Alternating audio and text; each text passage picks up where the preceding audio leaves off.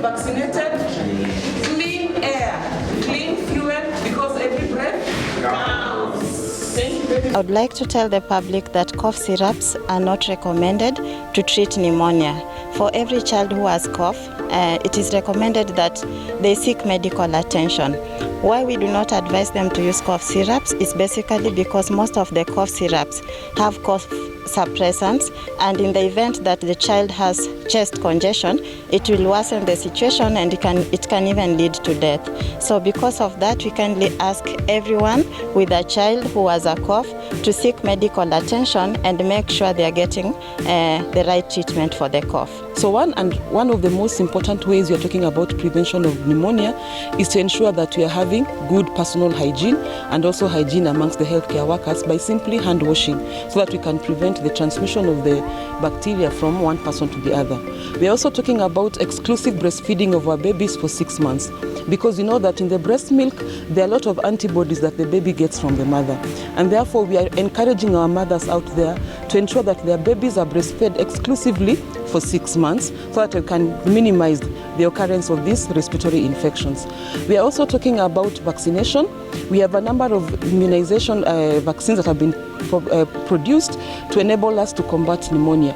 And most of these vaccines are given at the 10th week, the 6th week, the 10th week, and the 14th week. We are talking about the pneumococcal vaccine. We are talking about the Haemophilus influenza vaccine that are very key in preventing pneumonia. We are also talking about use of clean fuel. If our mothers are able to cook with fuel that is clean, we avoid use of jikos and kerosene, and if we have to use this, then we ensure that the rooms where we are cooking are well ventilated, so that we are using clean air and preventing the use of air that is being contaminated by fuel that is not clean, which has also been shown to contribute to pneumonia in our children, which are basically a cough, and then the child will present with fast breathing. They might have signs like nodding their head. That means like they seem to be saying yes with every breath.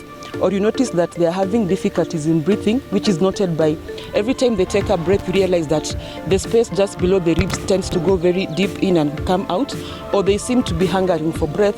Then you need to seek medical attention as quickly as possible. More often than not, as you've heard, every other time we have a cough, we walk to the nearest shop, and whoever owns the shop will be willing to sell even 2-3 different syrups, to suppress that cough. But what is causing the cough, we still do not know. So by the time now they are reaching us, you see, if we intervene early and you treat, then you also protect other children in that house and even adults from getting that pneumonia. So you reduce the numbers. Now, if you delay, pneumonia progresses from the non-severe to the severe form, which then at that point, that's when the mothers will come to us, or that's when they go to any nearest healthcare facility. And by the time they are referred to us, we have to intervene at a higher level. They will need oxygen, some might end up in ICU, and that really increases this rate of death. We have been able to see tremendous improvement in terms of management of pneumonia among our health workers. From